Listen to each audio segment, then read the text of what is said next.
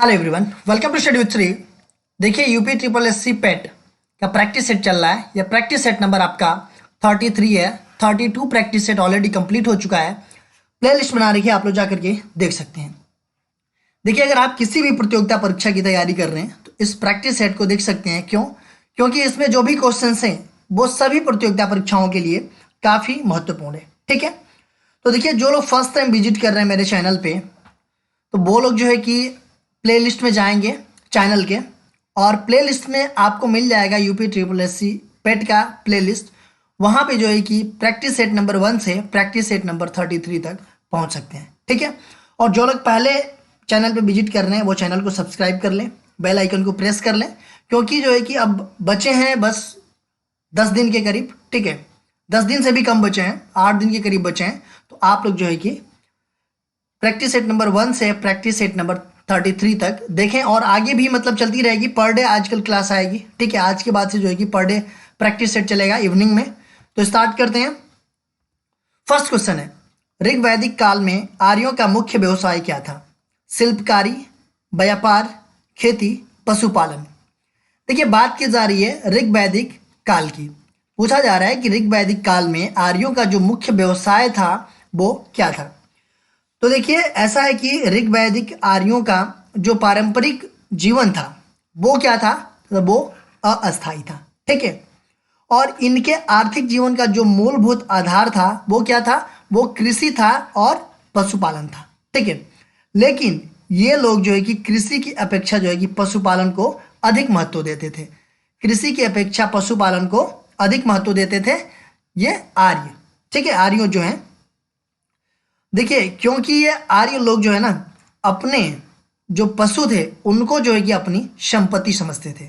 जो इनके पशु थे उनको जो है कि ये अपना संपत्ति समझते थे, और कृषक पशुओं की वृद्धि के लिए जो है कि ये प्रार्थना करते थे, मतलब पूजा करते थे। पशुओं का मतलब वृद्धि हो। ठीक है, देखिए ऋग वैदिक काल में ऋग वेद में जो है कि 176 बार जो है कि गाय का उल्लेख किया गया है। ठीक है, तो ये जो है कि देखिए खेती भी था और पशुपालन भी था, लेकिन इनका जो है कि प्रायोरिटी किसको देते थे? तो ये पशुओं को अधिक महत्व देते थे। तो ये हो जाएगा आपका फोर्थ ऑप्शन। बिंबिसार के बाद कौन उत्तराधिकारी बना? अशोक, अजातशत्रु, समुद्रगुप्त, चंद्रगुप्त। देखिए बिंबिसार के बाद जो है कि कौन उत्तराधिकारी बना? तो वो बना कौन? अजातशत्रु। देखिए बिंबिसार के बाद जो है कि इसी का पुत्र था ये अजातशत्रु, ये जो है कि मगध का शासक बना। देखिए बिंबिसार ये जो है कि हर्यक वंश से संबंधित था, और ये हर्यक वंश जो है कि मगध साम्राज्य पर शासन करने वाला प्रथम राजवंश था। ठीक है, देखिए बिंबिसार के बाद जो है कि अजातशत्रु शासक बना, और अजातशत्रु का जो मंत्री था, कूटनीतिज्ञ मंत्री था वत्सकार, इसकी सहायता से जो है कि इसने लिच्छवी की शक्ति पर विजय प्राप्त की थी। देखिए बिंबिसार के ही शासनकाल में राजगृह की सप्तपर्णी गुफा में प्रथम बौद्ध संगीति का आयोजन किया गया था। तो यह हो जाएगा आपका दो। मराठी योद्धा शिवाजी के पिता कौन थे? शाहजी, संभाजी, पेशवा, नानाजी। पूछा जा रहा है कि मराठी योद्धा जो थे शिवाजी, इनके पिताजी कौन थे? तो इनके पिताजी थे शाहजी भोसले। इनके पिताजी शाहजी भोसले थे। देखिए ये एक शक्तिशाली और सम्मानित सामंत थे शाहजी। ठीक है, जो शिवाजी के पिताजी थे। तो ये हो जाएगा आपका पहला ऑप्शन। 1857 के विद्रोह के दौरान भारत का गवर्नर जनरल कौन था? Lord waiting, Lord Willingdon, Lord Canning, इनमें से कोई नहीं। 1857 का जो विद्रोह हुआ था उस टाइम पे भारत का गवर्नर जनरल कौन था, ये पूछा जा रहा है। तो उस टाइम पे भारत का गवर्नर जनरल था लॉर्ड कैनिंग। ये जो है कि आपका तीसरा ऑप्शन आपका सही है। लॉर्ड कैनिंग उस टाइम पे भारत का गवर्नर जनरल था। देखिए 1857 के विद्रोह के बाद ही, ठीक है, 1858 में 1857 के विद्रोह के बाद 1858 में एक अधिनियम पारित किया गया, और वो था कौन सा? भारत सरकार अधिनियम 1858।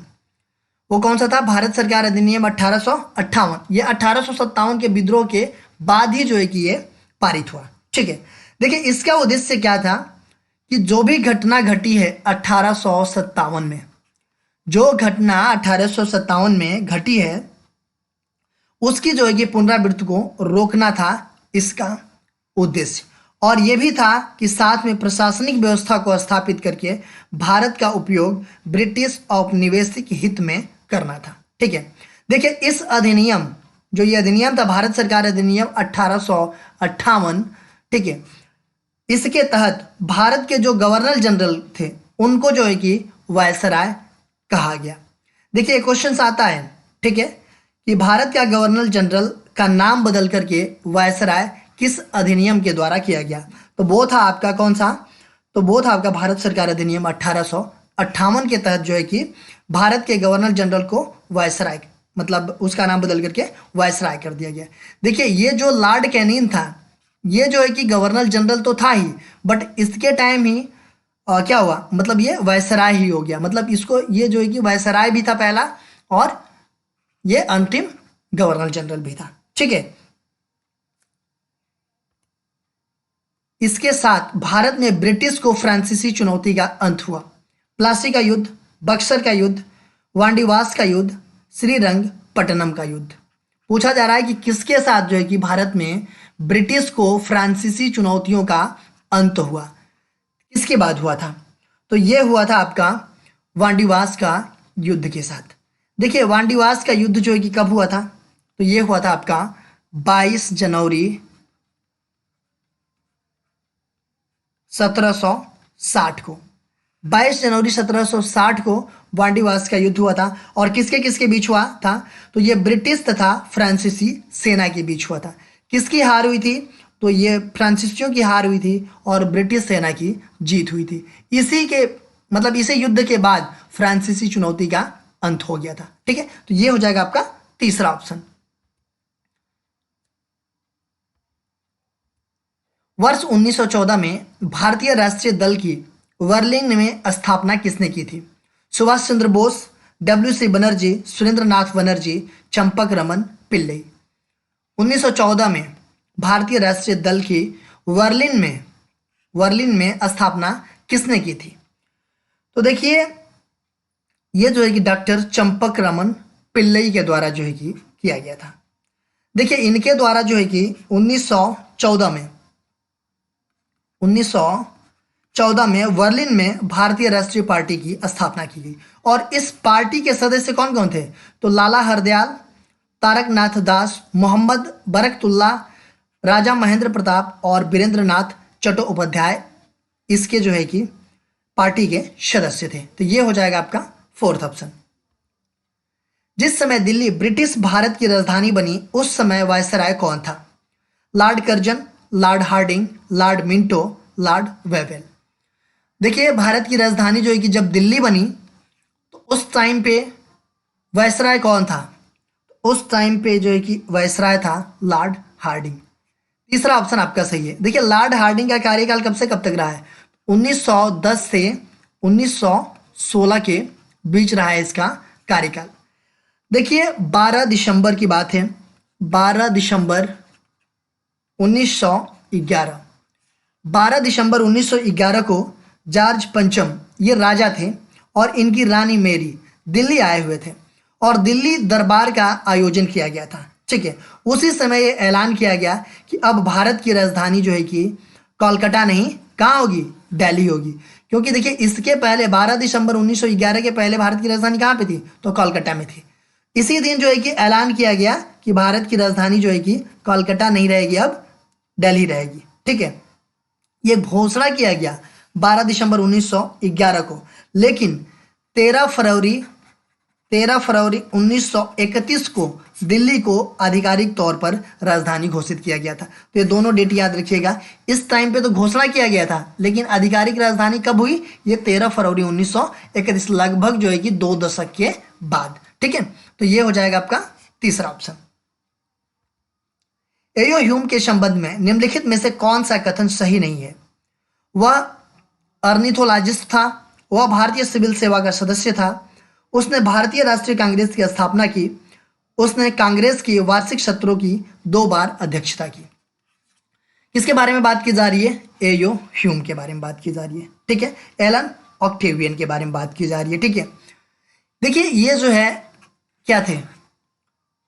एलन एक्टियो ह्यूम, यह एक प्रशासनिक अधिकारी थे, राजनैतिक सुधारक थे, यह एक पक्षी विज्ञानी थे, भारतीय राष्ट्रीय कांग्रेस के स्थापना में से ये एक थे और ये कांग्रेस के जन्मदाता भी थे, लेकिन ये कभी भी कांग्रेस के अध्यक्ष नहीं रहे।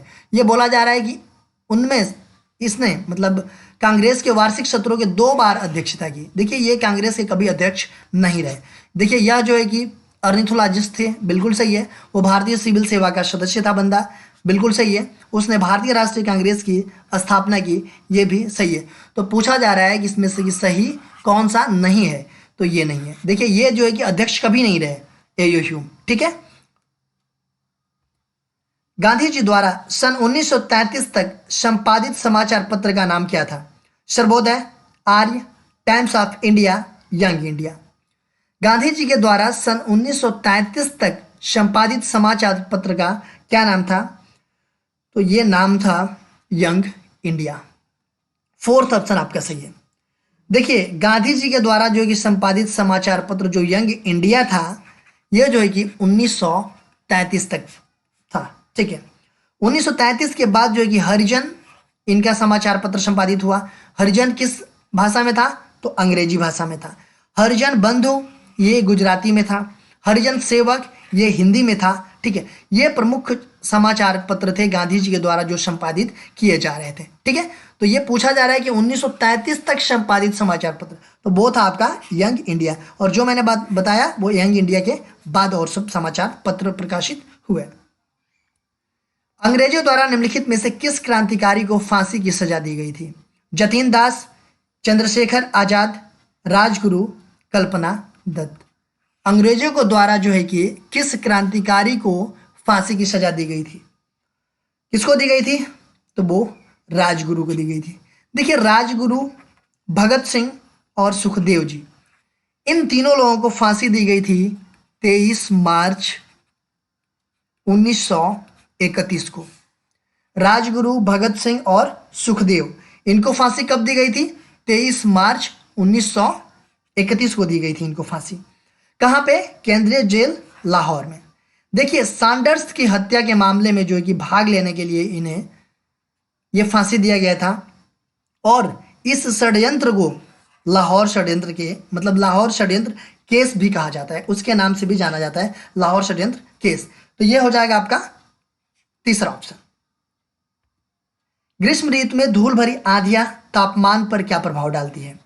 तापमान को थोड़ा बढ़ाती है, तापमान को घटाती है, तापमान को बहुत अधिक बढ़ाती है, कोई प्रभाव नहीं डालती। देखिए पूछा जा रहा है कि ग्रीष्म ऋतु में धूल भरी जो आंधियां होती है वो टेम्परेचर पे क्या प्रभाव डालती है, ठीक है। तो देखिए ये जो है कि धूल क्या होता है? धूल जो है कि कम आर्द्रता ग्राही होते हैं, ठीक है, जिस पर वायुमंडलीय जल वाष्प का संघनन होता है, और इस प्रक्रिया में क्या होता है? बादल बनते हैं और वर्षा होती है।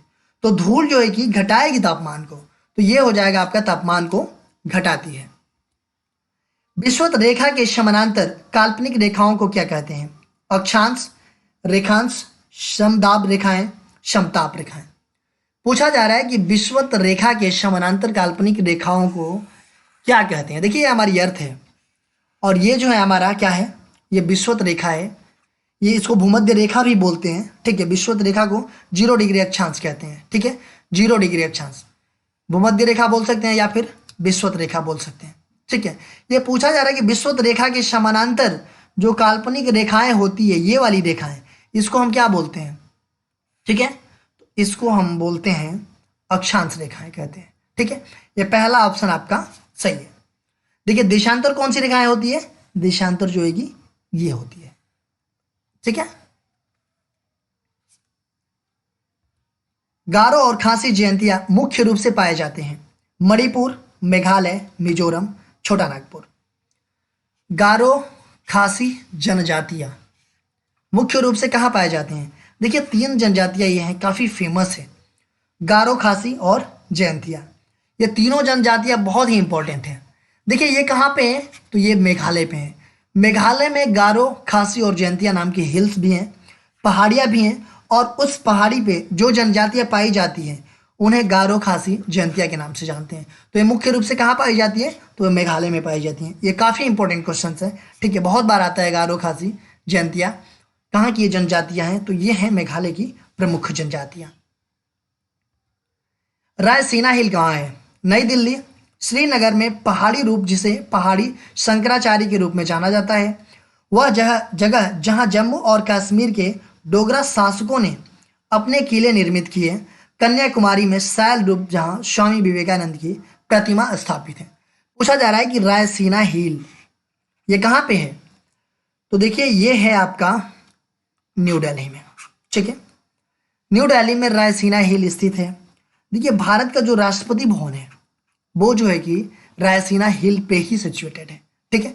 राष्ट्रपति भवन है वो कहाँ पे सिचुएटेड है, तो रायसीना हिल पे ही सिचुएटेड है। देखिए ये जो है ना अरावली पर्वत श्रेणी का अंग है। जो रायसीना हिल है ये अरावली पर्वत श्रेणी का अंग है, और अरावली पर्वत का जो कि आरंभ जो है कि यही रायसीना हिल से ही होता है। तो ये हो जाएगा आपका पहला ऑप्शन। सबसे पुरानी चालू परिसंकरण शाला रिफाइनरी कहाँ है, बहामास, बसरा, डिगबोई, टेक्सास। सबसे पुरानी जो रिफाइनरी है वो कहाँ पे है, तो वो है आपका टेक्सास में। टेक्सास में जो है कि सबसे पुरानी रिफाइनरी है, और ये जो है कि 1934 में ही बन गई थी। और ये टेक्सास क्या है, टेक्सास जो है कि अमेरिका का एक राज्य है, और ये जो है कि गाल्वेस्तान की खाड़ी में स्थित है टेक्सास। गांधीवादी अर्थव्यवस्था किस पर बल देती है, राजनीतिक एवं सामाजिक मूल्य, समाजवादी एवं आर्थिक मूल्य, मानवीय एवं सांस्कृतिक मूल्य, आध्यात्मिक एवं धार्मिक मूल्य। गांधीवादी अर्थव्यवस्था की बात की जा रही है, ये किस पे बल देती है। देखिए आचार्य श्री मान नारायण, इन्होंने 1944 में गांधी के सिद्धांतों पर आधारित एक योजना प्रस्तुत की, और 1948 में जो है कि उसकी पुष्टि की, ठीक है। इसे ही गांधीवाद विकास मॉडल कहा जाता है, और ये जो है मॉडल ये समाजवादी एवं आर्थिक मूल्य पर बल देती है, समाजवादी और आर्थिक मूल्य पे। ये हो जाएगा आपका दूसरा ऑप्शन। उस रोजगार की स्थिति को क्या कहते हैं जिसमें कृषि श्रमिकों की उत्पादकता शून्य होती है, मौसमी बेरोजगारी, चक्रीय बेरोजगारी, प्रच्छन्न बेरोजगारी, ढांचागत बेरोजगारी। पूछा जा रहा है कि उस रोजगार की स्थिति को क्या कहते हैं जिसमें कृषि श्रमिकों की उत्पादकता शून्य होती है, क्या कहते हैं उसे, उसे कहते हैं प्रच्छन्न बेरोजगारी। प्रच्छन्न बेरोजगारी जो है कि कहते हैं इसको जो है कि छिपी हुई बेरोजगारी बोल सकते हैं, अदृश्य बेरोजगारी बोल सकते हैं, और प्रच्छन्न बेरोजगारी बोल सकते हैं। ये तीनों जो है कि एक ही है, ठीक है। देखिए अगर हम बात करें इसकी प्रच्छन्न बेरोजगारी की, तो इसमें क्या होता है, देखिए जो श्रमिक होता है वो बाहर से तो काम पर लगा हुआ प्रतीत होता है, लेकिन वास्तव में अगर देखा जाए तो श्रमिकों को उस काम में कोई आवश्यकता नहीं होती है, ठीक है। मतलब ऐसे समझिए कि उन अगर श्रमिकों को उस कार्य से निकाल दिया जाए, ठीक है, तो कुल उत्पादन पर कोई भी प्रभाव नहीं पड़ेगा, ठीक है। देखिए ये जो बेरोजगारी है ये मोस्टली कहाँ पाई जाती है, तो ये आपकी पाई जाती है कृषि में पाई जाती है ये बेरोजगारी, और इन श्रमिकों की सीमांत उत्पादकता जो है कि शून्य अथवा नगण्य होती है। देखिए अगर ऐसे समझ में नहीं आया तो ऐसे समझ लेते हैं, ये बेरोजगारी कहाँ पाई जाती है, कृषि में पाई जाती है। देखिए अगर हम बात करें गांव में एक परिवार में जो है कि 5 या 7 लोग होते हैं, ठीक है, 5 या 7 लोग होते हैं, सपोज 5 बीघे जमीन है उनकी, ठीक है। तो ऐसा क्या होता है गांव में, उस जमीन में जो 5 बीघा जमीन है वहां पे खेती अगर होती है तो ये 5-7 लोग सब लगे रहते हैं, ठीक है। 5-7 लोग जो है कि इसी कृषि में लगे रहते हैं। हालांकि ऐसा नहीं है कि मतलब इतने सारे लोगों की यहाँ पे जरूरत है, ठीक है।